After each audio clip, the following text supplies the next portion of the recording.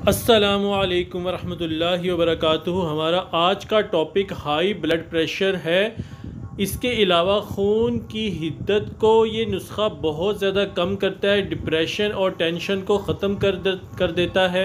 Sir दर्द का शाफ़ी इलाज है, गुर्दों के अमराज का बेहतरीन इलाज है, जलकर पेशाब का आना या बवासीर और नकसीर का होना इसके लिए बहुत अच्छा इलाज है।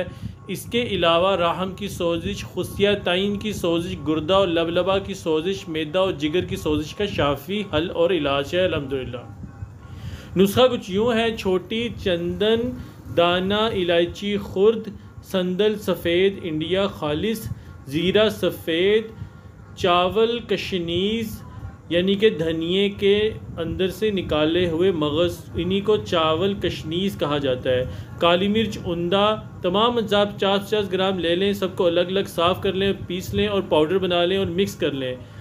आपका ये नुस्खा तैयार हो गया है।